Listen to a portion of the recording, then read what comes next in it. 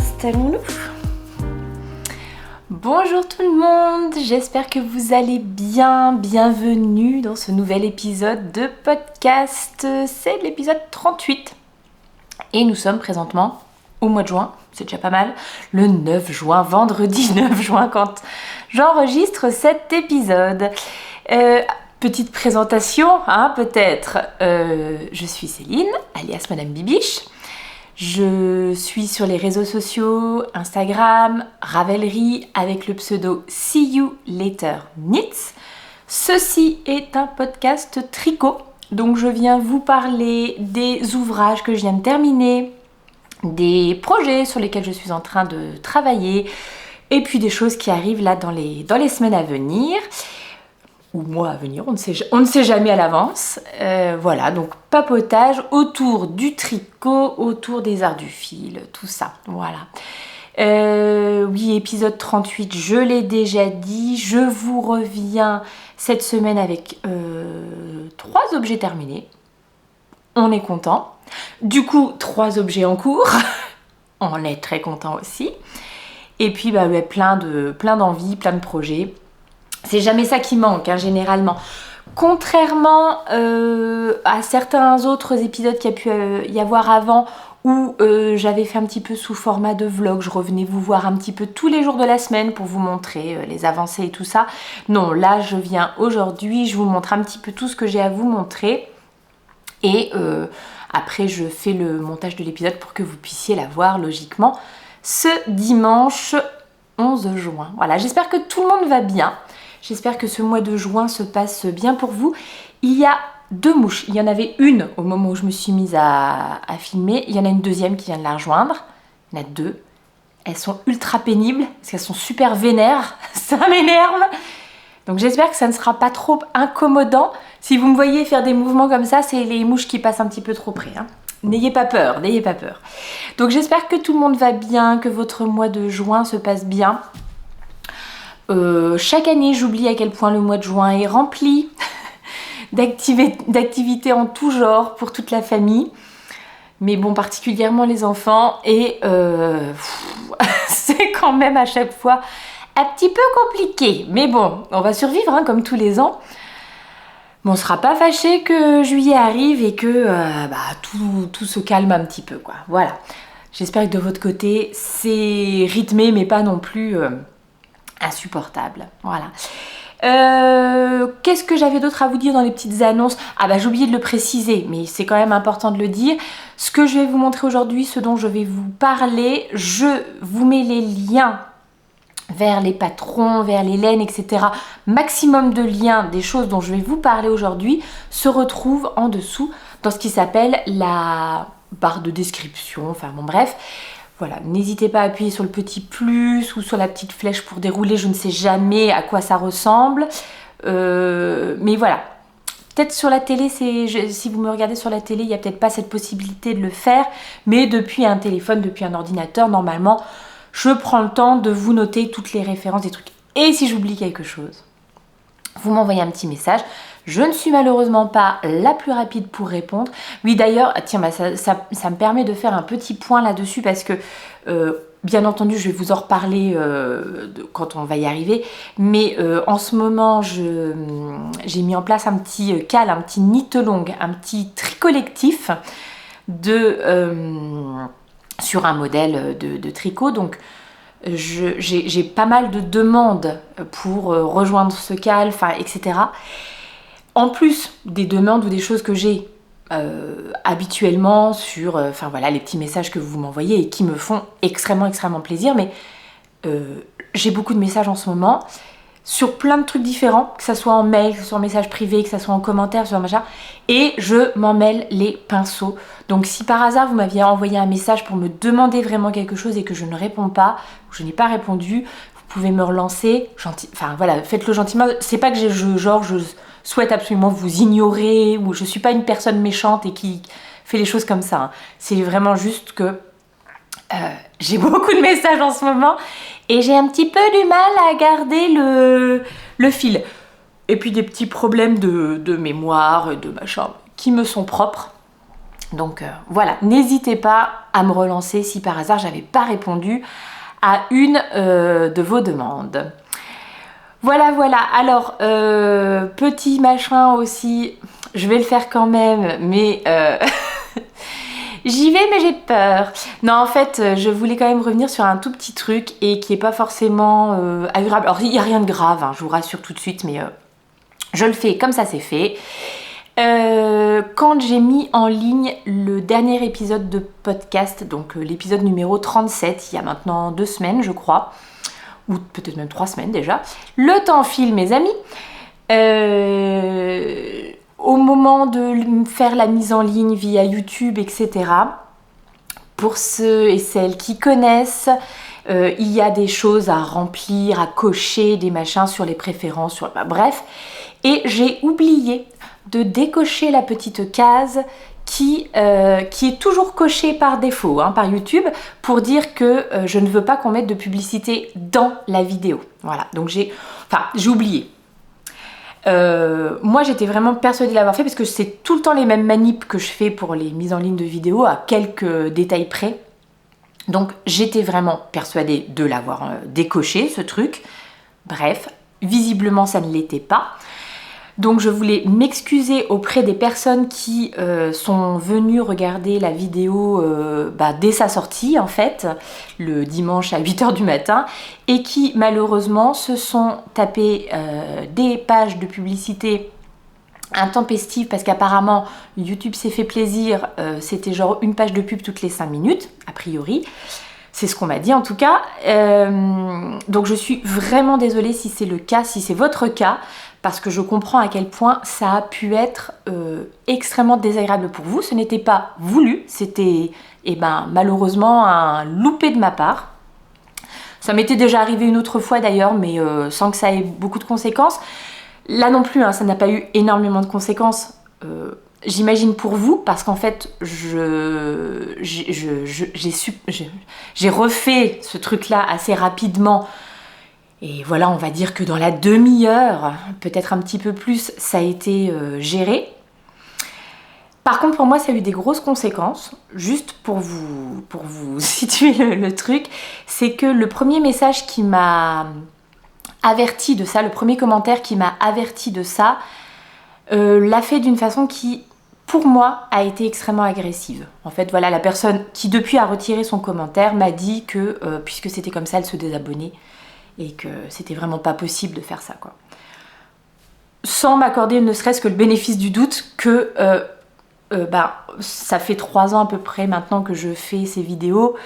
J'ai jamais mis de page de publicité dans mes vidéos, si ce n'est une fois ou deux sur les vlogs, quand je fais des vlogs sur tout le long du mois et que j'en ai un qui est long, qui m'a pris beaucoup de temps de montage, etc. Ça a pu m'arriver, je pense, 2 fois sur l'intégralité de cette chaîne, et donc je choisis toujours qu'on puisse les passer.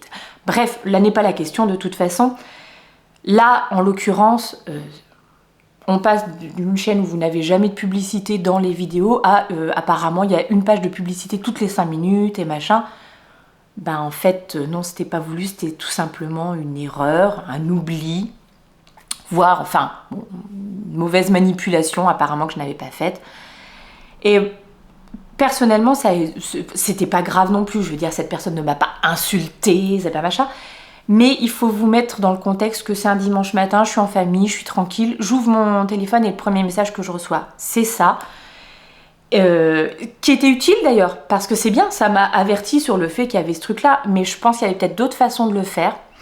Et j'ai passé tout le reste de la journée du dimanche, à chaque fois que je recevais une notification d'un commentaire, avec la boule au ventre, mais je vous mens pas, en me disant j'espère que c'est vraiment résolu et que c'est pas de nouveau quelqu'un qui va me dire de façon un peu brute comme ça que ce que je fais ça l'agace, que machin. Ça a été un petit peu compliqué pour moi à gérer. Donc, n'hésitons pas, comme quand on envoie des messages, il n'y a pas forcément d'intention, machin. Enfin, même si là, je pense que même avec de l'intention, quand on dit à quelqu'un, oui, c'est pas possible, je me désabonne, voilà, ça veut bien dire ce que ça veut dire. Je sais pas. Évitons de réagir tout de suite. Je comprends à quel point ça a pu être énervant. Peut-être accordons le bénéfice du doute aux personnes qui vous proposent des trucs et qui ne sont pas là pour faire des choses pour vous embêter, mais au contraire vous faire plaisir à la base. Hein. C'est plutôt ça le truc. Donc rien de grave, vraiment rien du tout, mais il faut savoir que des fois, les mots qu'on peut avoir ou les comportements qu'on peut avoir, et moi la première, hein, bien entendu, je ne suis pas exempte de ça, et ben ça peut avoir des répercussions dont on n'a peut-être pas forcément conscience sur le moment. On a l'impression que les messages qu'on laisse ne sont pas... Voilà. Mais la personne qui est derrière les reçoit, et ben des fois elle les reçoit pas bien. Et c'est compliqué. Voilà. Donc, aimons-nous les uns les autres. Ah, cette pensée philosophique, il fallait au moins ça pour clore ce petit message à caractère informatif. Bon, juste après mon message philosophique, mon mari, qui est un étage au-dessus, a éternué un grand coup. Je me suis permis de couper. Hein ? On passe aux ouvrages terminés. On parle tricot, c'est parti. Mais elles sont splendides, ces chaussettes. Elles sont trop belles. Alors, la dernière fois quand je suis passée, donc dans le dernier épisode, j'étais en train de tricoter ces petites chaussettes, je me rappelle même plus. Ah bah si, forcément, je me rappelle très bien. Je venais genre de passer le talon, quelque chose comme ça, sur ces chaussettes qui, à la base, étaient destinées pour moi. Et puis, je vous disais que finalement, je les aimais pas du tout. Le rendu ne me plaisait pas du tout de cette laine dont je vais vous reparler. Et je m'étais dit que peut-être même j'allais vous proposer de les gagner, enfin, ou quelque chose comme ça. Au final, il y a une copine de mon entourage qui, me voyant les tricoter, m'a fait des compliments, enfin m'a dit qu'elle les trouvait très jolies et bah, je me suis permise de les faire à sa pointure et je vais lui offrir d'ici quelques jours, maintenant qu'elles sont terminées, lavées, bloquées, fil rentré, tout ça. Mais d'abord, je vous les présente. Alors, une petite paire de chaussettes qu'on appelle des chaussettes à la vanille, c'est-à-dire en jersey, en rond tout simple, mais avec une laine autorayante qui fait donc ces magnifiques motifs qu'on aime ou qu'on déteste, hein, c'est au choix. Voilà. Alors cette laine justement, qu'est-ce que c'est? C'est ceci. Et alors, bah, je vous l'avais dit la dernière fois, hein, moi cette pelote, ça m'avait fait complètement craquer. Je trouvais que les couleurs comme ça en pelote, ça rendait super bien. Et la mouche. Et voilà, une fois tricoté, j'aime quand même moins le rendu. Il s'agit de la laine Regia, la collection électrique Neon Color. Est-ce qu'on a même un numéro de couleur? Oui, 02942. Et pour le contrastant, une de mes laines à chaussettes préférées que j'utilise tout le temps, de la Javol de chez Langyarn en coloris 0184. Donc c'est ce beau rose bien pétant. Alors, modèle, pas de modèle, hein, c'est-à-dire que je ne suis pas forcément un patron précis, c'est vraiment le modèle de chaussettes que je fais tout le temps. Celles-ci, je les ai tricotées en 2,5. Et comme à la base, elles m'étaient destinées, quand je tricote en 2,5 pour des chaussettes, désolée. Ah ben non, en plus c'est même pas ça que je voulais récupérer. Je monte 56 mailles. Alors, sur quoi j'ai tricoté? Eh ben j'ai dû tricoter sur ça. Tiens, c'est bizarre d'ailleurs. Ça me semble étrange, mais bon. J'ai dû tricoter sur ces petites aiguilles mini-circulaires de chez Adi. Je suis vraiment pas la reine du téléachat. Hein. Voilà, alors c'est les Sockenwunder, je ne sais pas. Et celle-ci, ça doit être les Lace, je pense. C'est pour ça qu'elles ont le câble rouge. C'est étonnant parce que d'habitude, je tricote en 2,5 avec les autres, les Sockenwunder classiques. Je me rappelais même plus que j'avais celle-là. Bah écoutez, très bien, voilà. En tout cas, c'est avec celle-ci que j'ai tricoté.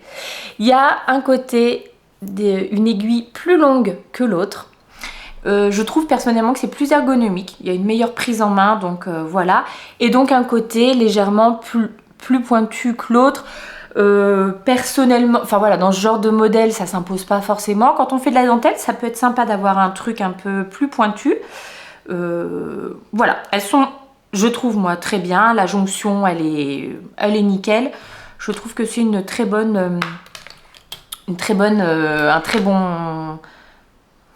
de très bonnes aiguilles, voilà, pour tricoter les chaussettes. Et comme vous l'avez peut-être vu, pour faire tout ce qui est les orteils, j'ai tout fait tomber. Pour faire les orteils, quand vous avez du coup beaucoup moins de mailles et que vous ne pouvez plus être en... Enfin, vous ne pouvez plus. Je sais qu'il y en a qui le font, mais moi, j'y arrive plus. En tout cas, être en mini circulaire. J'ai les Adi Crazy Trio, bon, bah, qui là sont en duo puisque j'en ai fait tomber. Voilà, donc qui nous permettent de tricoter comme une sorte de... comme avec des aiguilles double pointe en fait. Je les utilise pas pour faire toute la chaussette, moi j'aime pas trop et ça me fait généralement des échelles sur le côté. Donc je préfère 1000 fois les mini circulaires, mais par contre je m'en sers pour faire les talons en aller-retour parce que je trouve que c'est pratique et les petits orteils. Voilà. Alors juste pour vous détailler comment j'ai fait, donc j'ai monté mes 56 mailles, j'ai tricoté 15 rangs environ, enfin je pense 15 rangs de côte 1-1 semi-torse. Donc la maille en droit est torse, mais la maille en vert est toute simple, en vert. Et puis après, j'ai déroulé toute ma tige de chaussettes avant de faire un talon renforcé à gousset. Voilà, le petit talonnet qui va bien. Et puis après, vous reprenez en rond. Vous faites ici vos diminutions pour le gousset jusqu'à arriver à la longueur souhaitée, moins 5 cm. Pour ce faire, j'ai une petite réglette qui est bien pratique. Attendez, je vous l'attrape. J'ai cette petite réglette là qui est bien pratique. C'est une réglette, normalement, je vous en avais déjà parlé, qui est plutôt pour les tailles enfants, on va dire, parce que normalement, la réglette, elle doit aussi vous permettre de mesurer l'intégralité de votre pied si vous le posez dessus, pour savoir combien vous devez tricoter, enfin, quelle est la longueur de votre pied total. Alors, moi, je m'en sers pas pour ça. J'utilise un mètre pour... si je dois mesurer le pied de quelqu'un ou je lui demande de prendre ses mesures.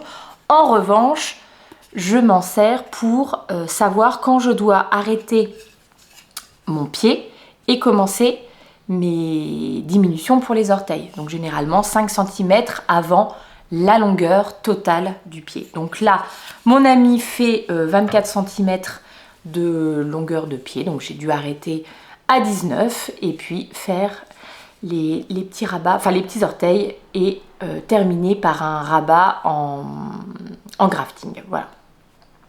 Enfin, du coup, c'est pas un rabat. Terminer par un grafting, tout simplement. Qu'est-ce que j'aurais d'autre à vous dire sur ce modèle? Bon, écoutez, enfin sur ce modèle, sur ce tricot, écoutez, rien du tout. J'étais, donc moi personnellement, pas du tout convaincue par les couleurs. Alors une fois de plus, je trouve que ça rend quand même pas trop mal à la vidéo. Enfin, ça, soyons tout à fait honnêtes, ça rend quand même pas trop mal. Ce que j'aime pas, c'est, je pense, le fait que ça soit, enfin les bandes de couleurs soient entourées de noir comme ça. Je sais pas pourquoi finalement tricoter, ça me convient pas. Et j'aime pas trop non plus ce coloris là qui est entre le vert et le jaune. Je trouve que c'est pas c'est pas ce qui rend le mieux. Mais bon, écoutez, elles ont trouvé preneuse. Au final, en les regardant comme ça, c'est pas mal. Je pense que voilà pour mon premier ouvrage terminé. Pour mon deuxième ouvrage terminé, bon allez hop, je vous montre ça. Il s'agit de cette petite chose que j'aurais peut-être pu mettre sur un cintre. Ça fait plusieurs jours que c'est plié en attente de tournage de podcast. Bah, ça se voit. Mince, une grosse marque aussi au milieu du dos, super. Alors, qu'est-ce que c'est que cette petite chose? Donc ce n'est pas pour moi. Non, c'est pas pour moi, décidément. J'allais dire ça aurait pu, mais non, j'essaye de... Qui essaye de convaincre?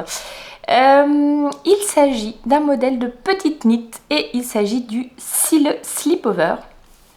Et pour ce modèle-là en particulier, pour cet ouvrage-là en particulier, j'ai une vidéo qui est sortie la semaine dernière entièrement dédié à ce projet à partir du moment où j'ai récupéré la laine dans mon stash jusqu'au moment où je le fais porter à ma petite pépette, puisqu'il s'agit d'un petit débardeur, un petit slip-over que j'ai tricoté donc pour ma petite dernière qui a 8 ans. Alors, je vais dire le mot slip-over parce que il y en a certaines qui m'ont dit bah si on appelle ça un débardeur, vous avez raison effectivement, mais sauf que, enfin moi j'ai l'impression, mais je me trompe peut-être, que le débardeur ça serait plus quelque chose qu'on porte seul, sans avoir quelque chose en dessous. Et là, clairement, celui-ci, il va être fait pour être porté sur une petite chemise, une petite tunique, un col roulé, que sais-je. Mais voilà, pas en guise de débardeur, là, en été, par exemple. Donc peut-être, c'est moi qui me trompe complètement, et débardeur n'a pas cette connotation-là. Donc je ne sais pas quel pourrait être le mot en français si jamais il y en avait un. Mais voilà, je vais appeler ça un slip-over. Si par hasard vous cherchez, parce qu'il y a beaucoup de modèles sur Ravelry, le mot qui est utilisé, donc ça peut être slip-over ou ça peut être veste, V-E-S-T aussi. Je dis ça parce que les designers rangent mettent des mots-clés sur leur modèle et vous allez peut-être trouver certains modèles avec le mot veste et certains modèles avec le mot slip-over, mais pas les deux. Voyez-vous ce que je veux dire? Donc si vous cherchez vraiment un modèle de petits trucs comme ça à réaliser, les deux mots, ça peut être utile de chercher avec les deux mots. Bon, allez, je vous parle d'Hélène, mais comme je vous le disais, si vraiment vous voulez tous les détails sur l'aventure qui a été le tricot de ce truc, je vais peut-être essayer de vous mettre, ça doit être là je crois, peut-être dans la barre, dans la barre d'information, normalement je crois qu'on peut mettre le lien vers la vidéo vraiment dédiée à ce modèle. Donc la laine, qu'est-ce que c'est? Eh bien la laine, c'est une laine fil d'art, la pure laine 3,5. Il me semble que cette référence existe toujours chez Fil d'Art, puisque j'ai vu quelqu'un qui en parlait il n'y a pas très longtemps. Voilà, maintenant est-ce que c'est toujours, parce qu'à l'époque c'était de la 100% laine vierge peignée, traitée infeutrable, s'il vous plaît. Et c'est une laine qui était dans mon stash depuis, comme je l'ai déjà dit plusieurs fois, au minimum 15 voire 20 ans. Ça fait vraiment partie des laines que j'achetais quand j'allais donc chez Fil d'Art. J'avais quasiment que ça comme boutique sous la main dans la ville où j'habitais pour avoir de la laine. Et ça m'arrivait quand il y avait par exemple des soldes, ils vendaient des gros sacs avec 10 pelotes dedans et il y avait un prix vraiment intéressant pour ces 10 pelotes. Donc ça, vraiment ça m'arrivait assez régulièrement d'acheter en solde des gros sacs comme ça de laine. Il y en a quelques-uns que j'ai tricotés donc il y a des années, il y en a quelques-uns qu'au final j'ai donné, enfin voilà, et il y en a quelques-uns que je gardais dans mon stash, et notamment celle-ci. Alors j'avais plus les 10 pelotes, j'avais déjà dû me servir de la laine pour faire d'autres choses, mais il me restait, alors il me restait environ 4 écheveaux, 4 pelotes ça s'appelle, voilà. On a regardé ensemble là, dans la vidéo, je crois que c'était à peu près 179 grammes de laine, de fil. Donc ce que j'ai fait, c'est que comme j'avais envie d'utiliser cette laine, ce que j'ai fait, c'est que j'ai regardé ce que j'avais, j'ai regardé le métrage disponible, je suis allée sur Ravelry faire mes petites recherches pour voir quel type de modèle pourrait correspondre, et je suis tombée sur ce modèle. Alors j'ai failli pas le prendre parce que le métrage demandé était indiqué quand même pas mal plus que ce que j'avais. Une fois de plus, allez voir la vidéo, je pense que là je donne les chiffres plus précis, mais je crois qu'il me manquait peut-être presque, d'après ce qu'exigeait le modèle, il me manquait peut-être 40 grammes de laine, quelque chose comme ça quoi. Donc j'ai un peu hésité, mais en regardant les mesures de la taille 7-8 ans, enfin voilà, je ne savais pas trop quelle taille faire, mais voilà.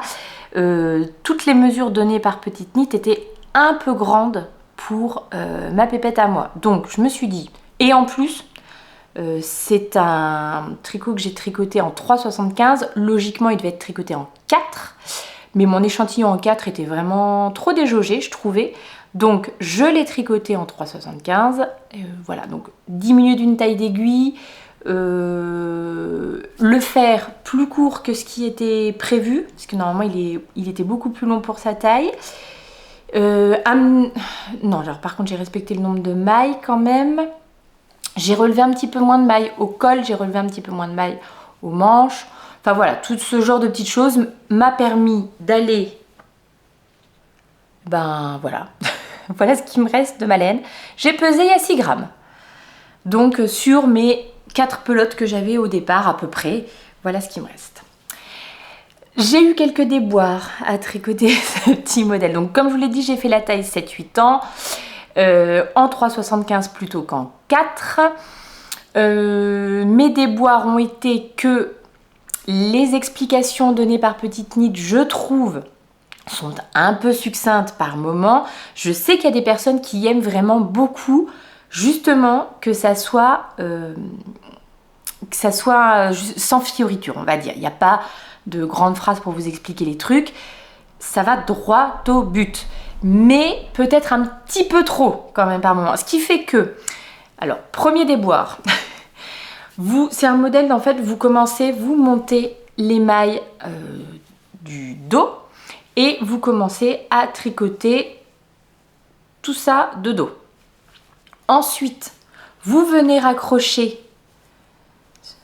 donc là on voit que ça a été raccroché, vous venez raccrocher ici sur les côtés, mais qui en fait, votre dos que vous montez, c'est ça. Ça, c'est le côté du dos que vous avez commencé à tricoter. Et donc, vous venez raccrocher les devants sur le côté que vous avez tricoté. Qu'est-ce qu'elle a fait la bibiche, qui a lu un petit peu rapidement son patron et qui, je sais pas, je pense aussi, je me suis un peu reposée sur ce que j'avais déjà fait sur d'autres modèles. Enfin voilà, je me suis pas... Moi, j'avais raccroché les deux devants, je les avais raccrochés ici. Ce qui fait que le cou, l'encolure, c'était rikiki. Ça passait. C'est pour ça que je me suis pas inquiétée tout de suite en fait. Quand je l'ai fait essayer à ma fille, ça passait. Mais quand il a fallu relever les mailles pour faire l'encolure, enfin pour faire les côtes là pour le col, j'avais du mal à tomber sur le chiffre qu'elle donnait. Alors, qu'il y ait quelques mailles de différence, ok, ça s'entend. Par contre, là, c'était vraiment plusieurs dizaines de mailles. Je ne sais plus. Voilà, je n'ai plus les chiffres en tête, mais c'était vraiment beaucoup. Et donc, en allant regarder un petit peu plus précisément, je me suis rendu compte que j'avais accroché les deux demi-devants au mauvais endroit. Donc, je me permets de vous le dire, hein, si par hasard vous aviez envie de tricoter ce modèle. Depuis, plusieurs personnes sont venues me dire qu'elles avaient également tricoté ce modèle, mais plutôt des versions adultes, enfin en pour elles, quoi, donc en version adulte, et qu'elles avaient eu le même problème, ou en tout cas la même hésitation qui leur avait fait vraiment aller se renseigner sur mais où est-ce que ça s'attache, quoi. Donc bon, bref, j'avais accroché les trucs au mauvais endroit, j'avais bien entendu tricoter mes deux demi-devants, enfin voilà, vous tricotez vos deux demi-devants, après vous montez des mailles, vous raccrochez tout, on tricote en aller-retour jusqu'au même niveau, et après on raccroche tout en rond et on repart en rond. Bon bah quand je m'en suis rendu compte, je crois que je venais de rejoindre en rond, il me semble. Donc ça m'a un petit peu énervée, je me suis dit ah non, je vais pas tout redétricoter. Donc ce que j'ai fait, c'est que j'ai enlevé le relevage de mailles que j'avais fait là de chaque côté. J'ai récupéré mes mailles et je suis venue les coudre sur les côtés. Et je trouve que j'ai pas fait un travail trop moche. Ça va, franchement ça va. Je sais pas lequel des deux est le mieux, mais ouais, c'est correct, quoi. Pas pour me lancer des fleurs, hein, bien entendu, mais bon, voilà, il n'y avait pas mort d'homme. Ce qui fait que, bah tant mieux, parce que franchement, je pense que je l'aurais eu un peu mauvaise de devoir détricoter tout ce truc, ça m'aurait bien énervé. Je pensais avoir genre fini en même pas une petite semaine, hein. Ça m'a pris un tout petit peu plus de temps, ces bidules-là. Et puis, le deuxième petit souci que j'ai eu, alors, qui résultait quand même d'un... Je pense que j'ai vraiment trop réfléchi la chose. Des fois, il faut savoir aussi se poser, se calmer et revenir un peu plus détendu, reprendre son tricot. Note à moi-même, c'est que quand on repasse en rond, eh ben, on n'a pas du tout... Alors, toutes les explications de ce modèle ne sont que sous forme de diagramme.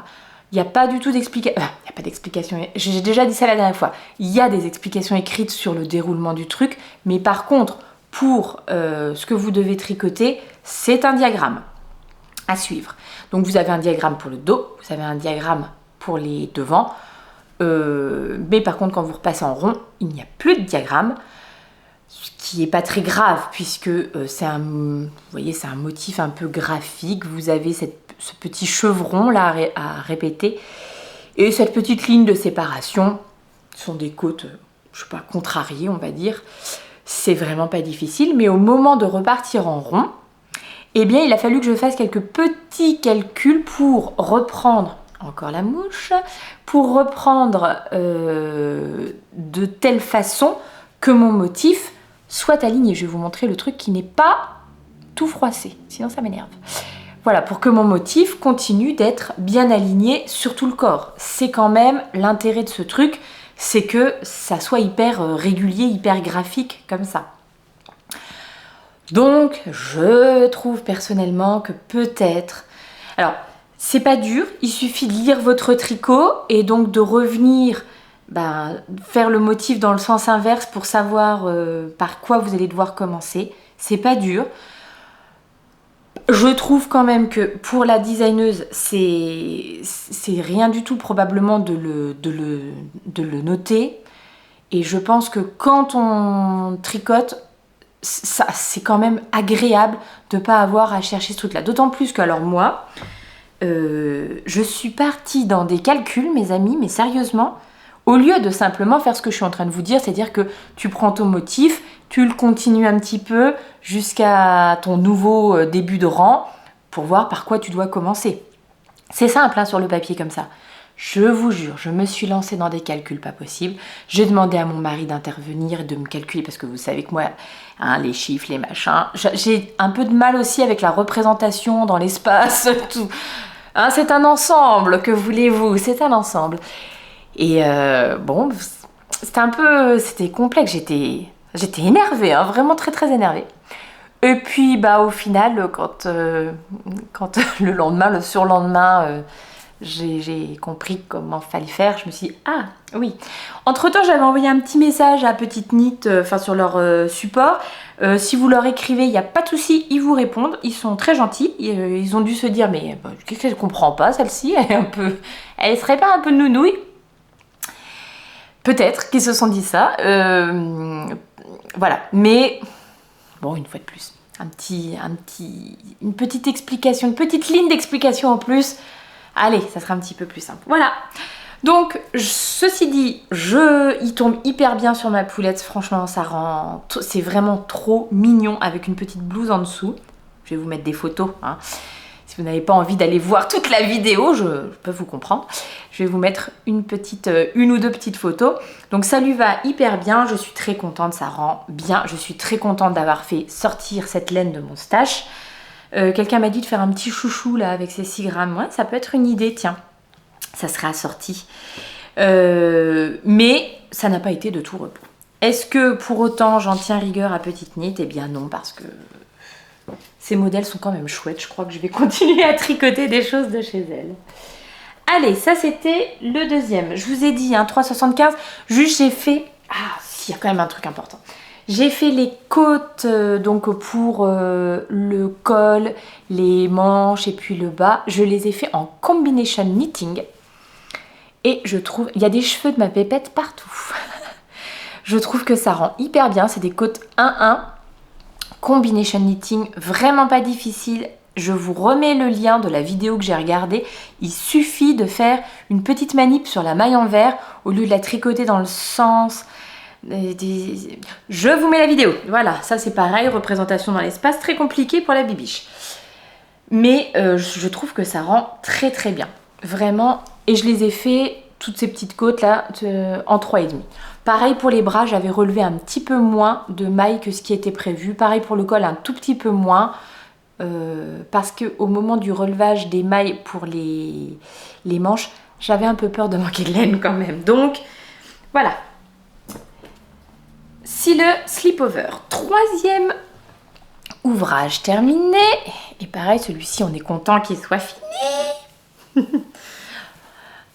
Hop. Il s'agit du châle Sorbetto, modèle de NCL Knits. Nadia Crétin-Lechaine, qu'est-ce que c'est beau. Alors, on va faire comme ça. On va d'abord le porter un petit peu, et puis après, quand je vais vous en parler, je l'enlèverai pour vous détailler. Oh là là là là, c'est joli. C'est vraiment très très joli ce petit modèle. Alors, c'est un châle à 2 écheveaux. Donc, il n'est pas très grand. J'ai pas mesuré exactement comment il est, mais enfin, il n'est pas très grand. Il est parfait là, hein, vous voyez, pour le porter. Oh, qu'est-ce que c'est joli. Non, mais vraiment, c'est trop beau. Donc, châle à 2 écheveaux, c'est ce que j'ai trouvé vraiment chouette. C'est que 3 écheveaux, moi, dans mon stage à sortir ensemble, j'ai pas ça. A priori, j'ai pas ça, on va dire. Par contre, 2 écheveaux, ça déjà, ça, c'est un peu plus probable. Et peut-être que vous aussi, d'ailleurs. Les laines utilisées pour ce coloris-là. Oh, magnifique! Il s'agit de la Squirrel Yarns sur sa base noisette fingering. Donc c'est une 100% Merino Superwash, 100 grammes, 400 mètres. Le coloris, c'est fruit du hasard. Et c'est ma copine Aurore, une tricopine du Tricoté de Metz, qui me l'avait offert dans le cadre d'un Secret Santa qu'on avait fait il y a maintenant au moins 2 ans. Oui, il y a 2 ans. Donc, celle-ci, j'avais vraiment très envie de l'utiliser, mais voilà, j'en avais qu'une. Ce n'est pas de la laine à chaussettes, donc il fallait que je l'utilise pour un projet style châle, style bonnet, etc. Donc, je suis ravie de l'avoir utilisée pour ça. L'autre laine que j'ai utilisée, donc c'est celle-ci. Il s'agit d'une laine de chez Eline Hélène, qui est également une tricopine du Tricoté de Metz, sur sa base tabi. Donc ça, c'est une 75% Merino Superwash, 25% nylon, donc avec laquelle j'aurais pu faire des petites chaussettes, mais là, j'ai eu envie de l'utiliser pour ce châle. Et c'est le coloris beige givré, et c'est une laine qui m'a été offerte par Eline. Voilà, donc encore un grand merci Eline. C'est vraiment trop joli. Il est magnifique ce modèle. J'en ai vraiment vu pas mal de versions quand j'étais au salon là au Knit at Motoko, et notamment dans des couleurs mais absolument parfaites là pour l'été. Enfin pour l'été. Pour l'été quand il fait pas trop chaud, hein, parce que je ne porte rien de fait main, de tricoté, etc. aujourd'hui. Clairement parce que je manque de top d'été, et que ici, après avoir passé un mois d'avril, début mai complètement dégueulasse, ça y est, on est en mode limite canicule, quoi.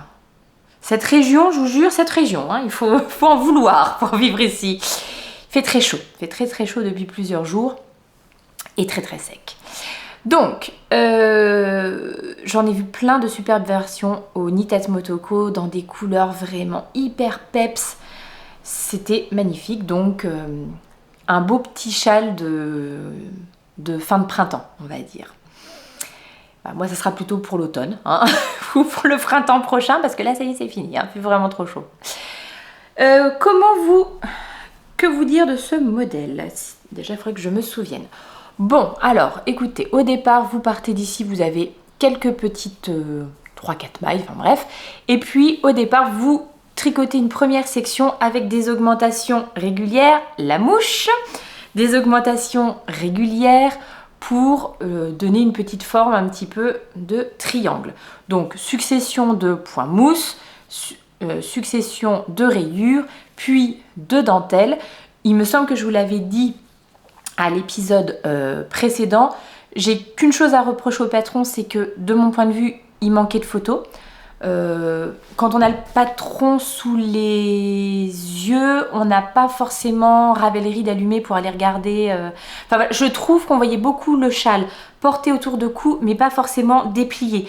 Et donc, avant de le faire, j'avais du mal à me rendre compte de la forme qu'il allait avoir au final et de voilà comment le truc, comment les sections allaient s'agencer. C'est la seule chose, sinon pour tout le reste, le patron est nickel. Donc, la dentelle, pareil, je pense que je vous l'avais précisé la dernière fois, j'avais commencé à la tricoter en suivant les instructions écrites, parce qu'au moment où j'ai commencé la dentelle, je devais avoir pas le patron avec moi, donc je devais être peut-être sur mon téléphone, ou vous voyez un truc comme ça, donc je me suis dit, je vois rien du tout, je vais faire la dentelle avec les instructions écrites. C'est pour ça que c'est bien des fois qu'il y ait les deux.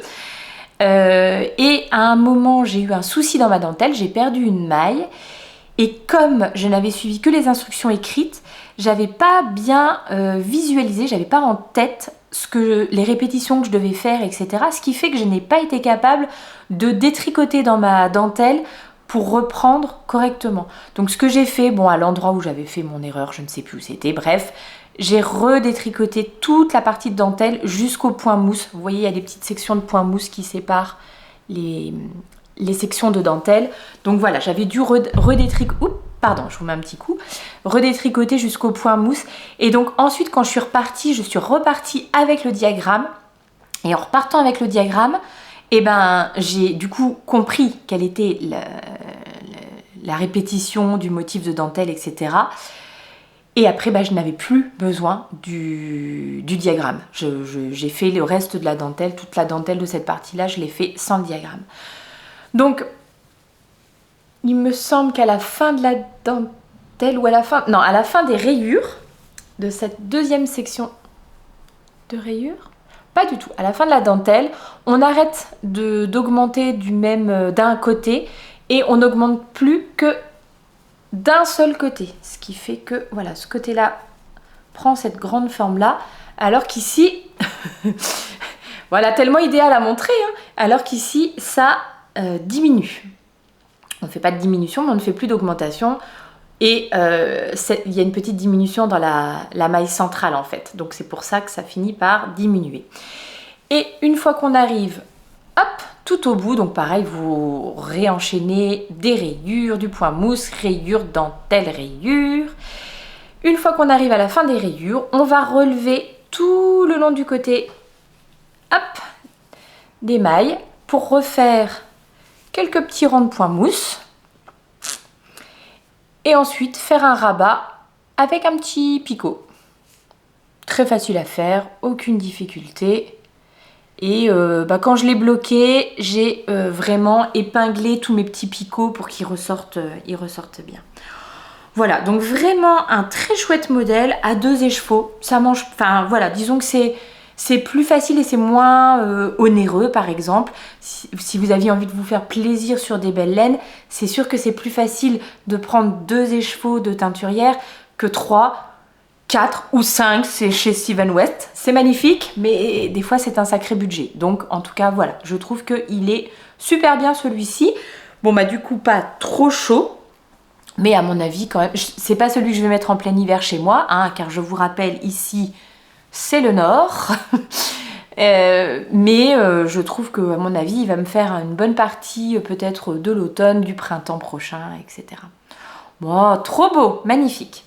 Voilà tout ce que j'avais à vous dire sur le châle sorbetto. Donc peut-être vous dire quand même que je l'ai tricoté en aiguille 3,75, comme ce qui était recommandé par le modèle. Ah, ce drapé, c'est magnifique, c'est trop beau, la fille qui s'en remet pas. En 3,75 comme indiqué par le modèle. Je n'ai pas fait d'échantillon, j'en fais pas pour les châles. Voilà, généralement quand je fais des châles, effectivement c'est en 3,75 avec de la fingering, donc j'étais à peu près sûre de mon coup, on va dire. Le sorbetto, je ne peux que vous le conseiller. Et moi, donc ce qui m'avait fait craquer, c'est que je l'avais vu chez Lauriane l'Eau Demoiselle dans une version très automnale, absolument magnifique. Voilà, c'était ce qui m'avait décidé. On en a terminé pour les objets terminés, justement, et nous allons pouvoir passer aux objets en cours. Enfin, oui, qui sont au nombre de 3. On va dire 2 et demi, parce que franchement...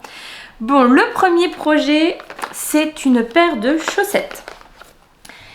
Et ce que je vais faire, c'est que je vais débarrasser un petit bloqueur pendant que je comble voilà, cette petite interbed. Comme ça, je peux quand même déjà vous les montrer joliment présentés. Donc, il s'agit d'un modèle de chaussettes de This Handmade Life. Le modèle, c'est, attention, de nouveau de l'anglais, Wild Flower and Honeycomb. Dur à dire. Et c'est un modèle que je tricote avec, une fois de plus, des magnifiques laines de chez Eline et Laine. Mais cette fois-ci, c'est moi qui les ai achetées car j'avais totalement craqué pour ce magnifique set. Alors, je m'étouffe. J'en ai terminé une. Elle n'est ni lavée, ni bloquée, ni les fils rentrés, rien du tout. Hein. Donc, ça sera quand même encore plus joli la prochaine fois que je vous les montrerai. Mais, d'ores et déjà, regardez-moi cette petite beauté. Donc, Wildflower and Honeycomb. Donc, logiquement, c'est un modèle... J'ai oublié de vérifier. C'est un modèle qui est en anglais. Je suis pas sûre qu'il y ait une version française. En tout cas, je le tricote en anglais, c'est sûr. Le slip-over, contrairement à certains autres modèles de petite knit, il n'est disponible qu'en anglais et dans toutes les langues nordiques. Enfin, toutes les langues, dans beaucoup de langues nordiques. Peut-être même en allemand, mais j'ai pas vu de traduction française. Alors, je sais que généralement, elles arrivent, hein, parce que souvent, les patrons de petite knit sont traduits en français. Le sorbetto, il est en français et en anglais. Celle-ci, j'ai un doute, j'ai pas vérifié. Mais j'ai pas un téléphone quelque part sur lequel justement je pourrais vous donner ces petites infos. Plutôt que de faire bibiche information imprécise, je suis allée vérifier. Donc effectivement, ce patron n'est disponible qu'en anglais. Si par hasard vous aviez suivi le cal que j'avais organisé il y a en 2021 pour tricoter ces chaussettes en anglais, c'est exactement la même construction. Vous partez par les côtes, vous faites la tige, vous avez votre petit talon, le pied les diminutions de gousset, le pied, les orteils, c'est exactement la même construction que ce qu'on avait fait ensemble. La seule différence, c'est que vous avez un petit motif tout du long. Donc, ne soyez pas impressionnés si par hasard, c'était un modèle qui vous faisait envie. Le fait que c'est une grille à suivre il y a des explications écrites, mais il y a aussi une grille pour le motif. Donc vraiment, ne vous arrêtez pas en vous disant « Ah, c'est de l'anglais, je ne peux pas le faire ». Vous êtes capable, il n'y a aucun problème. Voilà.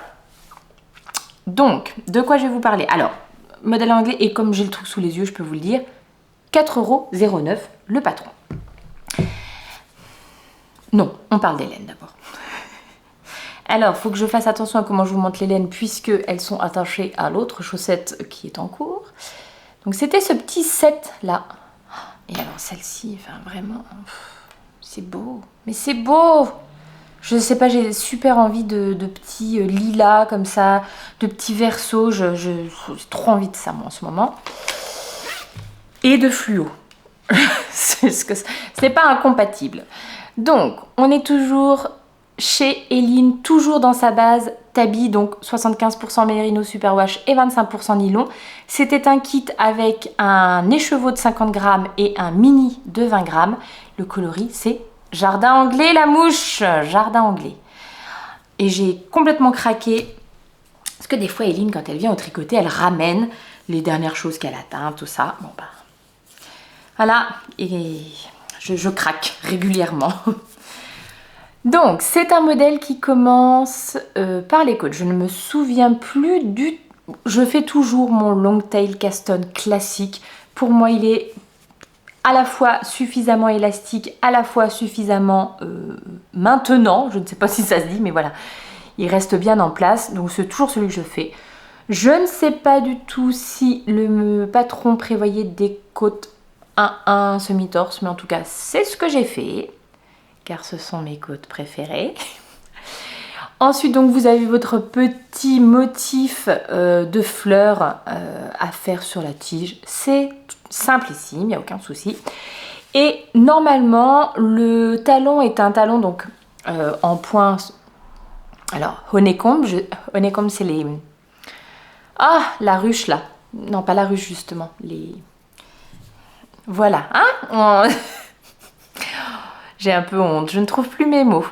Mais moi j'ai pas fait ça parce qu'en fait bon j'aimais pas trop le rendu, je trouvais que le rendu était pas super joli. J'ai préféré faire un petit motif, donc c'est un talon à gousset, hein, renforcé, mais j'ai fait un motif œil de perdrix dessus parce que je trouve que c'est assez fin comme rendu ce motif là, et je trouve que ça allait mieux à mon sens avec voilà, le petit motif un peu délicat de petites fleurs.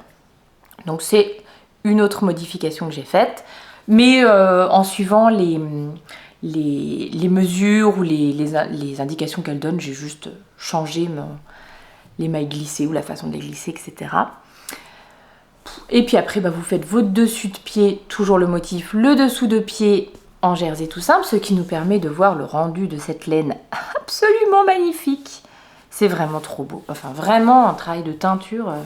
Eline, si tu passes par ici, bon, je suis pas sûre que tu aies beaucoup de temps, hein, mais sérieusement, c'est trop beau. Et puis pour les orteils, je fais toujours la même pointe, ce qui fait que je me repose pas la question. Quand j'arrive, si par hasard je mets un peu de temps entre la première et la deuxième chaussette, je me pose pas la question, je fais toujours la même chose, sauf que là, j'ai choisi de pas la faire en contrastante.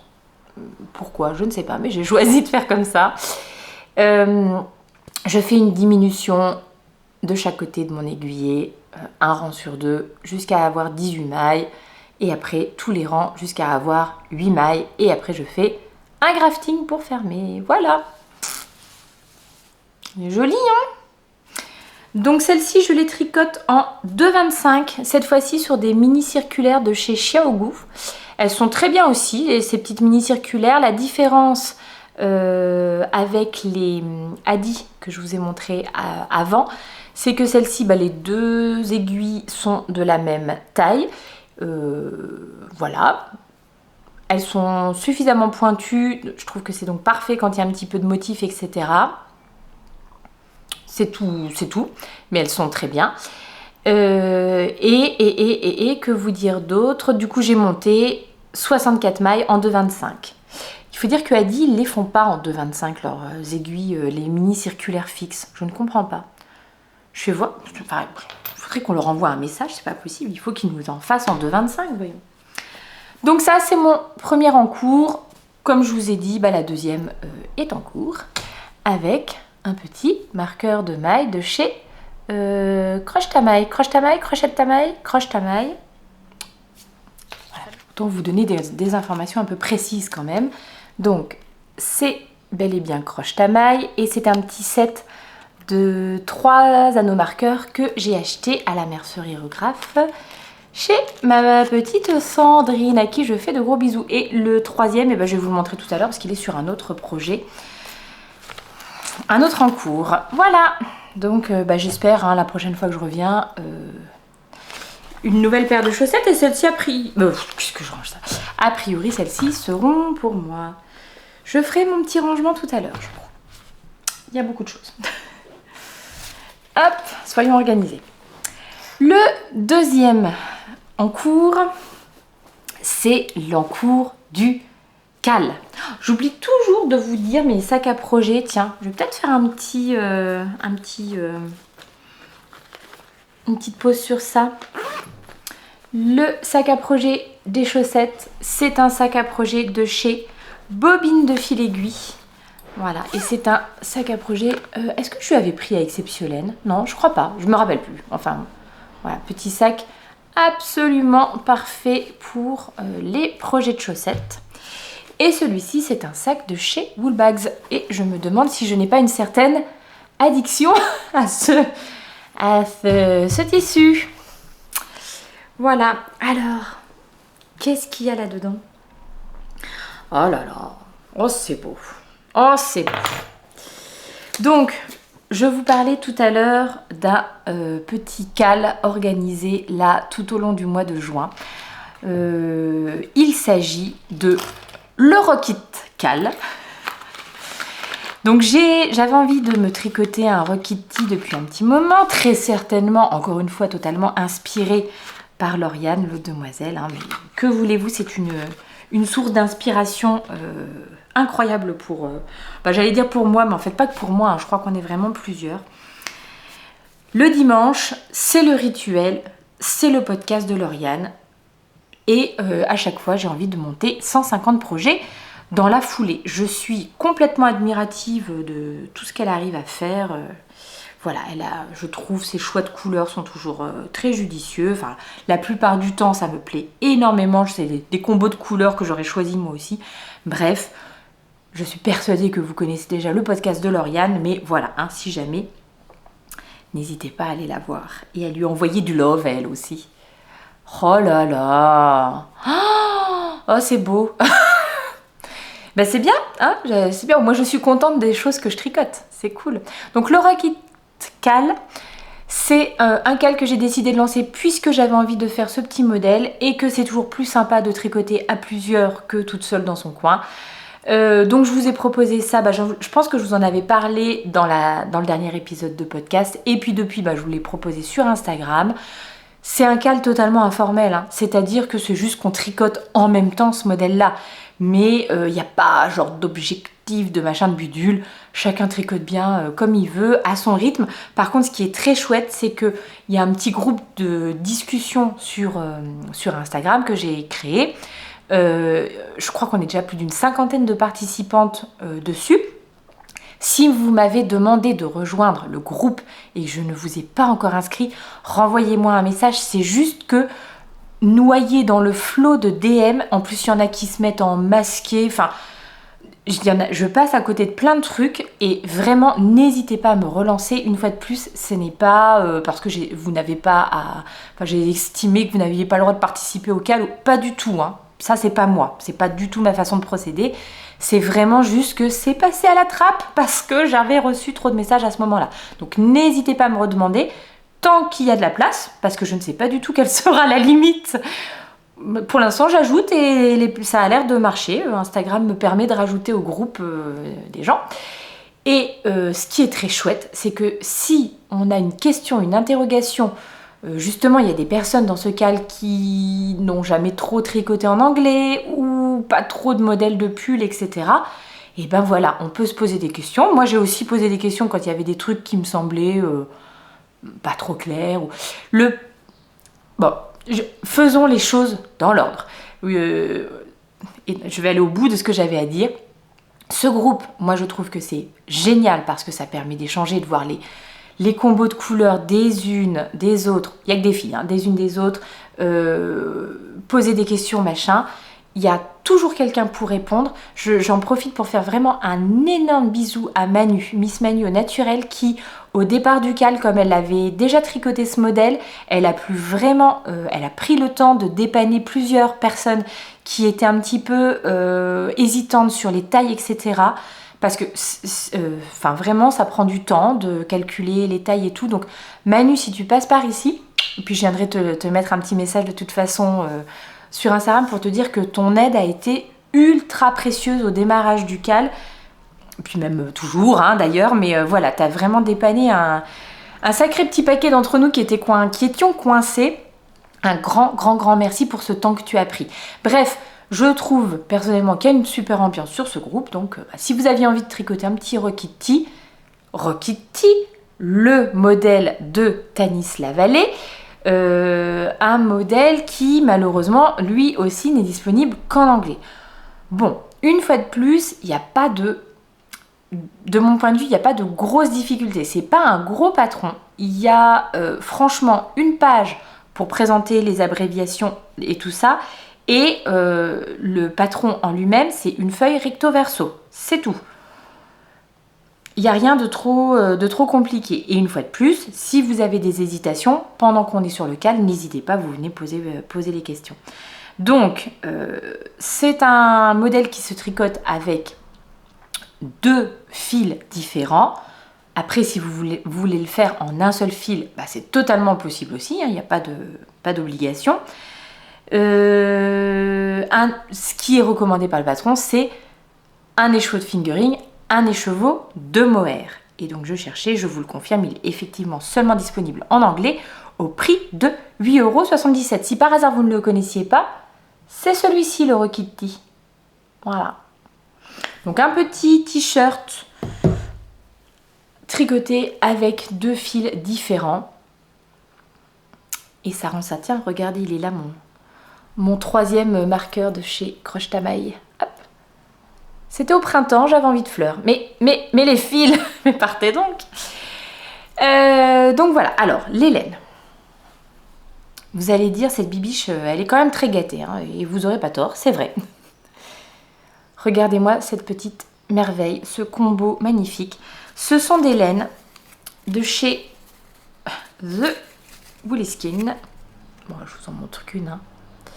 Donc, sur sa base, Fingers Crossed, donc une base 100% Superwash Merino et Bombix. Donc là, c'est de Kid Mohair pour... Désolée, c'est un petit peu effacé. Bah, ça doit être 70% Kid Mohair et 30% soie. Voilà. Donc là, il y avait 50 grammes pour les chevaux de mohair. Et là, il y a 100 grammes pour les chevaux de fingering. Et du coup, les deux... Alors, fingering, enfin de Merino, 400 mètres.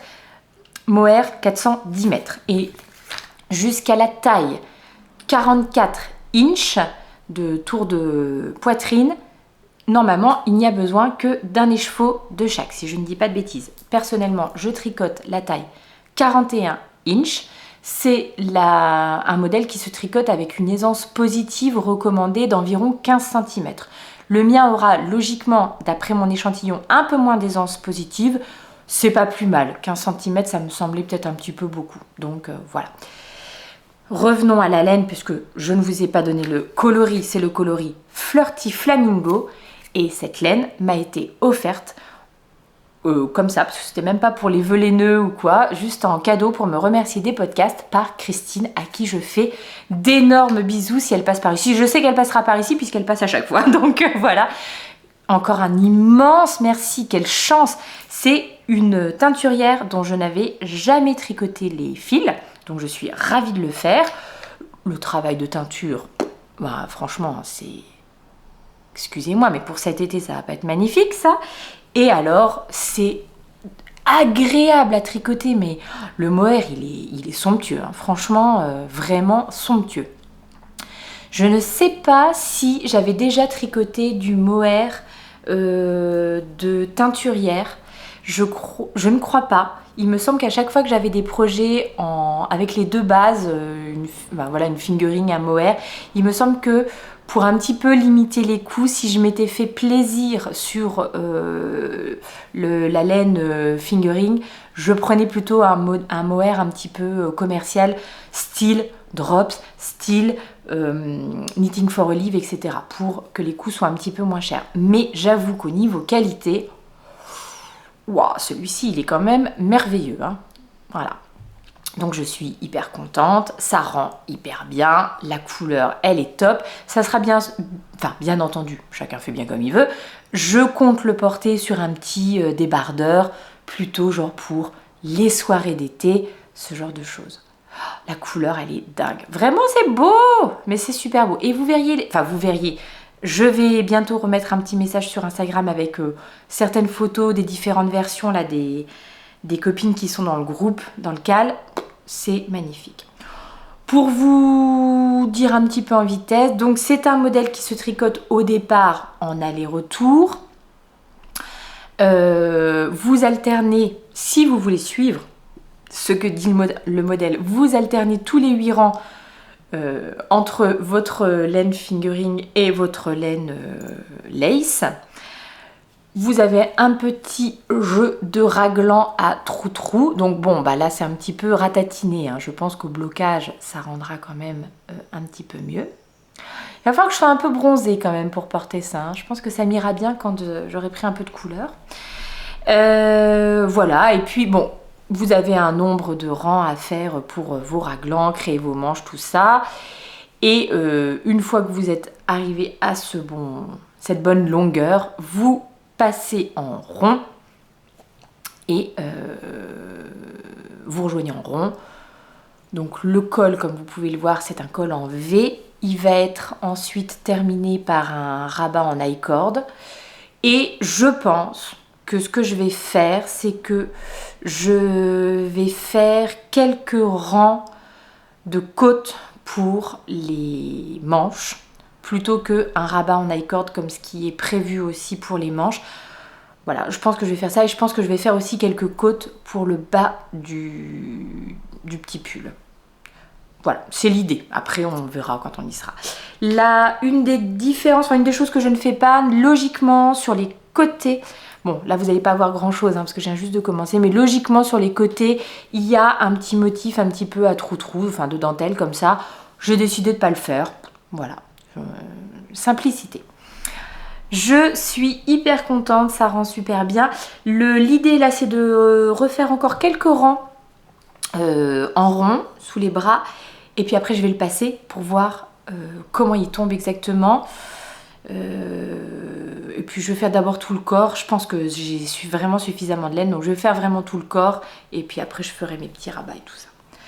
Le Rokitty est jusqu'à la fin du mois de juin. On est en cale. Donc, si vous voulez venir tricoter avec nous, n'hésitez pas. J'ai dit, je le tricote en 3,75. Et je crois que c'est ce qui est recommandé par le patron. Mon échantillon était bon. Comme souvent, mon échantillon était bon en nombre de mailles, mais pas bon en nombre de rangs. Donc, mais pas bon de pas beaucoup en nombre de rangs. Donc, voilà. Donc ça, il faut faire quand même attention quand il y a des raglans. Si vous avez vraiment une grosse différence, vous risquez de vous retrouver avec votre machin qui vous colle sous les bras. Là, j'avais vraiment pas une différence extrêmement significative, donc je pense que ça passera. Ce qui n'est pas le cas du dernier modèle que je vais vous présenter, où là, on n'est pas tout à fait bon dans les échantillons. Mais bon, ah bah tenez, le petit sac. C'est un sac de chez Mondim. Et donc j'avais de chez Rosa Pomar plutôt, parce que la Mondim, je crois que c'est la laine, la qualité de la laine à chaussettes de chez Rosa Pomar. Et il me semble que c'est une marque portugaise. Voilà, et ça je l'avais acheté Anita Motoko lorsque j'ai pris la laine pour le projet que je vais vous montrer, enfin les fils pour le projet que je vais vous montrer. C'était au petit camion de chez Laine & Co, je crois. Et voilà, donc j'ai pris la laine et comme j'avais envie de transporter ma laine dans un bel écrin, j'ai pris en plus ce petit sac pour la mettre dedans et c'est devenu mon sac à projet. Alors, la laine, le fil, parce que c'est pas de la laine, le fil en question, c'est de la Erica Knight Studio Linen. Hop, ça serait quand même bien que tu fasses le point. Exact. Donc c'est une laine en 85% viscose, 15% lin. Une 120 mètres pour, j'imagine qu'il y a 50 grammes, c'est bien ça, 120 mètres pour 50 grammes. Et le coloris, c'est 420 pomegranate. C'est quel fruit ça déjà, pomegranate? Oh là là, c'est beau. Ça ressort hyper bien à la caméra, c'est... Je trouve que c'est quasiment... Enfin, c'est ça, peut-être un petit peu plus foncé, peut-être. Mais voilà, avec une brillance superbe. Superbe, superbe. Donc moi, j'ai vraiment craqué. Je pense que je vous l'avais dit la dernière fois. J'ai quand même pas mal hésité entre ça et un très beau bleu aussi qui était... Et puis, je sais pas, ça me sortait de ma zone de confort, mais en même temps, j'étais assez fan de ça. Donc, vous n'allez pas être déçus du voyage quand vous allez voir où est-ce qu'il en est ce projet. Alors, je vous montre mon échantillon. Je vous montre mon échantillon. Le voici, le voilà. Oh bah, hein. Alors là, comme ça, présenté comme ça a l'air d'être un peu transparent. Je pense que sur la peau, ça n'a déjà pas le même rendu. Enfin bon, c'est pour faire un petit top d'été. Et quel petit top d'été, me direz-vous? Le Cadaqués de Atelier Émilie. Je vous le montre de suite. Alors, le Cadaqués, c'est ce modèle de débardeur d'Atelier Émilie Louise, qui m'a influencée à votre avis? Je pense que vous avez la réponse. C'est Lauriane. Un modèle disponible en français et en anglais au prix de 8,04 € et qui donc normalement, je ne sais pas si je vous donne toutes les infos, l'échantillon c'est 22 mailles sur 28 rangs et moi 22 mailles donc dans la longueur on est tout bien, par contre dans la hauteur on n'est pas bien du tout. J'ai 9 cm seulement dans la hauteur au lieu des 10 que je devrais avoir logiquement. Alors il me semble, si j'ai bien regardé, que tout est donné en centimètres. Donc je vais vraiment essayer de me baser sur ça, mais je vais faire des essayages ultra réguliers de mon petit tricot au fur et à mesure, vu qu'il se tricote de toute façon du haut vers le bas. Voilà, je vais pouvoir faire ça, mais histoire que ça tombe bien au niveau de la poitrine. Alors ce fil, il est très chouette, la couleur est vraiment très chouette aussi, mais il a un toucher quand même très particulier. Quand je l'ai... Alors, bobiner est un bien grand mot. Ça, c'est ce que j'ai obtenu quand j'ai essayé de le bobiner sur mon bobinoir, sur mon bobinoir classique, là, le truc que j'ai qui tourne. Bon, le deuxième, je l'ai fait à la main parce que les chevaux étaient complètement vrillés. Enfin, bon, bref, c'était infernal. Et il accroche. Il accroche beaucoup. Il accroche aux mains. Donc, quand je l'ai bobiné, j'avais les mains, je les ai toujours un peu sèches. C'était hyper désagréable comme sensation. Et ça accroche, ça peut faire des petits nœuds, etc. Donc voilà. À tricoter, j'avais un peu peur parce que pareil, le fil, est-ce qu'on va le voir, hein, le fil, c'est plein de petits fils. Donc j'avais vraiment très peur que ça se... des triples, des quadruples, des je ne sais pas beaucoup. En fait, ça va. Au tricot, c'est pas si horrible que ça. Même en aller-retour, ça se passait bien. Il n'y avait pas trop de soucis. Par contre, c'est un fil qui n'a pas du tout d'élasticité. Donc, pas du tout. En tout cas, clairement pas comme un mérino, voilà. Ou un fil bambou qui peut avoir peut-être tendance... Alors qui n'aura peut-être pas forcément d'élasticité, mais qui risque de se détendre. Là, celui-ci, mon échantillon, il n'a pas bougé d'un iota entre le moment où je l'ai lavé. Voilà, pas du tout.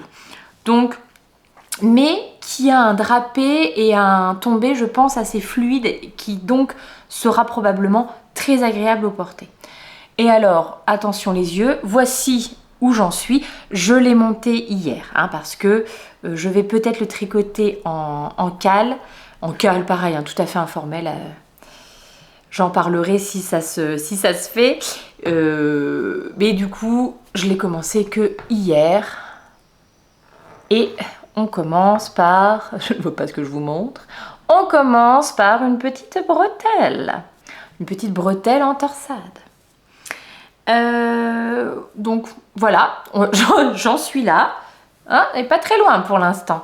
Il faut que j'en fasse 17 cm et donc pour l'instant c'est pas super agréable. On commence avec un montage provisoire au crochet et vous avez ensuite tout de suite la torsade de la bretelle. Et j'avoue qu'avec cette laine c'est pas forcément extrêmement agréable. Jusqu'à présent, j'ai toujours fait mes torsades avec une aiguille auxiliaire. J'avoue que je vais aller voir le petit tutoriel qui est évoqué par Émilie parce que j'aimerais quand même essayer pour voir si c'est moins désagréable que ça l'est actuellement. Voilà, le fil, je pense qu'en jersey en rond, ça sera nickel. Même en jersey aller-retour, ça ira. En revanche, c'est vrai que dès qu'il y a un petit peu de manipulation et tout, c'est un peu particulier comme fil. C'est pas ce qu'il y a de plus agréable pour moi, vraiment, à tricoter. Mais bon. Donc, je n'en suis que là. Vous le voyez, j'ai pas grand chose à vous dire pour l'instant. Donc, si ce n'est que le fil est pas hyper agréable à tricoter, mais que franchement, je trouve que niveau rendu, c'est beau quoi. Ça fait un point hyper régulier. C'est pas mal. Et la couleur, là la couleur était beaucoup trop claire. C'est quand même un petit peu plus foncé. Mais il y a une brillance à ce fil, je trouve que c'est magnifique. Donc c'est celui sur lequel je vais travailler en parallèle du Rokiti et puis bon bah les petites chaussettes, mais ça mange pas de pain. Mais voilà, la prochaine fois que je reviens vous voir, j'ai 2 tops d'été et une paire de chaussettes terminée. Maintenant, j'ai plus que les acquisitions à vous montrer. 2-3 petites choses. Et 2-3 petites choses, vous allez vous moquer. Vous avez le droit de vous moquer puisque, comme d'habitude, j'ai fait n'importe quoi. Mais bon, bref, hein, c'est comme ça. J'avais besoin de laine à chaussettes car je vais réaliser un petit ensemble de chaussettes pour une maman et pour son petit garçon de mon entourage. Et donc je cherchais une laine à chaussettes un peu rigolote. Le petit, sa laine préférée, enfin sa couleur préférée, pardon. Sa couleur préférée, c'est le violet.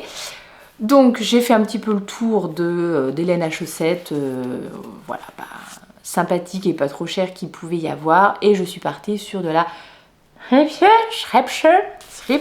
J'oublie. Entre chaque moment où vous me dites comment ça se prononce et le moment où je dois le redire à nouveau, j'oublie comment ça se prononce.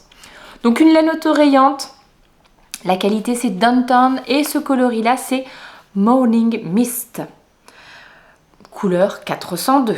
Très très jolie, très très douce. Je sais que c'est une laine qui a tendance à boulocher quand même pas mal. J'en ai déjà tricoté moi pour ma petite notamment. Ça bouloche, mais bon.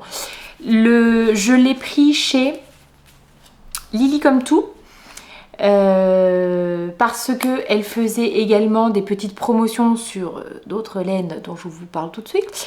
Et voilà, donc je voulais tout commander au même endroit et pas faire machin. J'aurais dû prendre une petite laine contrastante pour aller avec. Je pensais honnêtement avoir ce qu'il me fallait dans mon stash. Et ben en fait non, j'ai rien trouvé qui se mariait vraiment correctement avec cette laine. Donc je pense d'ici pas très longtemps aller faire un petit tour à la mercerie Regraphe. Donc donc je pense que j'irai chercher ce qui me manque. L'autre chose que j'ai commandé, donc j'ai très envie aussi. Je suis à fond dans les trucs d'été. Moi qui n'avais jamais fait de tricot, ne serait-ce de mi-saison, des tricots en manches courtes, etc. Jamais. Et ben là, j'ai à fond la bibiche, elle a envie de tout faire. Et j'avais notamment dans ma ligne de mire la Framework Bralette. Je vous la montre tout de suite. Cette petite brassière, cette petite brassière de Jessie Made Design. Je mets tous les liens en dessous, hein, comme d'habitude. Donc une petite brassière à tricoter en laine DK. Je l'ai vue notamment chez Mimi là ces derniers temps. Très jolie, Mimi, très jolie. Qui va bientôt pouvoir la terminer grâce aux copines qui peuvent lui envoyer de la laine. Donc c'est un modèle qui est disponible en français, en anglais, en allemand, en norvégien, en portugais. Bon bref, en tout cas il y a du français. Au prix de 10,52 €. Et c'est donc une petite brassière à mettre éventuellement à la place d'un soutien-gorge, enfin bref. Tricoté en DK. Et donc, pour réaliser cette petite brassière, je commande en promo de la crème queue Bébé Soft Wash. Oui, Bébé Soft Wash, qui était, ma foi, peu cher sur le site de Lily Comme Tout. Mais alors là, je dois bien vous dire que je ne m'attendais pas à recevoir cette couleur. Alors, je sais hein, que entre les... Alors, plusieurs choses. Je sais qu'entre les écrans d'ordinateur, enfin là en l'occurrence de téléphone portable et la réalité, il y a un monde. Mais, alors, moi je pensais recevoir un petit rose un peu nude. Et là, celui-ci... Alors, la différence, elle se voit quand même. Mais, là où j'ai pas été maline, c'est que la référence couleur de ce produit, c'est rose layette. En fait, j'aurais pu me dire qu'un rose layette, et c'est effectivement, ça c'est vraiment un rose layette. Donc, qui n'est pas le rose que je préfère et qui n'est en tout cas pas le rose que je m'attendais à recevoir. Bon, voilà, Je suis un petit peu déçue, je ne vous le cache pas. Donc je sais pas trop ce que je vais faire, je sais pas trop. En tout cas, vous voyez qu'elle est toujours à 40% sur le site actuellement. Donc ça fait 4,75 la pelote. J'en ai pris 2, quasiment pour le prix d'une seule. C'est pas très grave, mais j'étais un peu déçue parce qu'effectivement, je m'attendais pas à cette couleur-là. Une fois de plus, rose layette. Ça aurait pu faire tilt. J'aurais pu me dire, ouh, attention, peut-être que... voilà, en tout cas elle est toujours en promo. Il y a peut-être des coloris qui peuvent vous intéresser. N'hésitez pas à aller faire un petit tour et peut-être... Bon, en tout cas voilà, c'était pas ce que je m'attendais à recevoir. Donc, premier fail. Deuxième fail, mais qui au final n'en est pas un. Donc toujours pour ma framework bralette que j'avais envie de faire. Je passe avec mes filles chez Truffaut pour regarder... bref, je vais vous épargner ma vie parce que ça ne vous intéresse pas, mais je passe chez Truffaut. Je fais un petit tour dans leur section loisirs créatifs et je vois ce petit verso. Je vous ai dit, hein, j'ai des envies en ce moment de Parme, voilà, de chez DMC, 100% baby, pur merino wool, superwash. C'est super doux et je me dis bah tiens, ça c'est vraiment pareil, hein. Bon, celle-ci elle est douce aussi, hein. Oh, celle-ci est encore plus douce. Tiens, pareil, je ne sais plus, 5 € la pelote. Je me dis parfait, je vais prendre ça à la place et je vois 225 mètres, très bien. Donc je me prends mes petites pelotes pour me faire ma petite bralette et en fait... mais oui, c'est 225 mètres, mais pour 50 grammes. Donc c'est une fingering, c'est pas une déca. Celle-ci, c'est vraiment une déca. Il y a... Ah mince, c'est caché. Non, c'est pas caché. 50 grammes, 140 mètres. 50 grammes, 225 mètres. Mais vraiment, ça m'arrive tout le temps, ce genre de truc. De toute façon, dès qu'il faut des métrages, des machins, il faut vraiment que je vérifie 150 fois. Bon, en plus, je veux pas me chercher des excuses, mais j'étais avec les filles qui me demandaient des trucs et des machins. Donc, raté. Mais en fait, pas tout à fait raté, puisque je me suis souvenue d'un autre modèle de la même designeuse qui m'avait un petit peu interloqué aussi et où je m'étais dit, tiens, pourquoi pas faire ça? Donc au final, ceci va devenir un petit short. Alors ce modèle-là, c'est le So Summer Short. Il n'est pas disponible en français celui-ci, contrairement à la bralette. Il est disponible en anglais, en danois, en allemand et d'autres, au prix de 10,52 €. Et ben, je trouve que ça rend hyper bien. Je me vois vraiment très bien porter ce petit short là à la maison avec un petit t-shirt blanc. Voilà, donc au final, j'ai assez de métrage a priori pour me faire ma taille. Donc au final, je vais me faire un petit short. Moi qui n'avais jamais réalisé aucun projet d'été. Donc celui-ci finalement c'est bon, il est réattribué, il n'y a pas de problème. Bon là j'avoue celle-ci je ne sais pas trop ce que je vais en faire.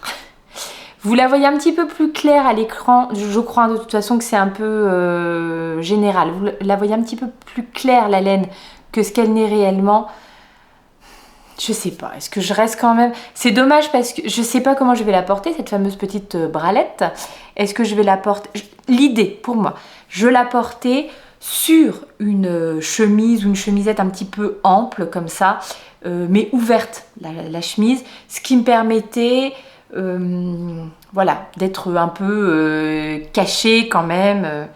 Et bon, donc je sais pas, qu'est-ce que je fais? Je suis vraiment pas fan de cette couleur, vraiment pas du tout.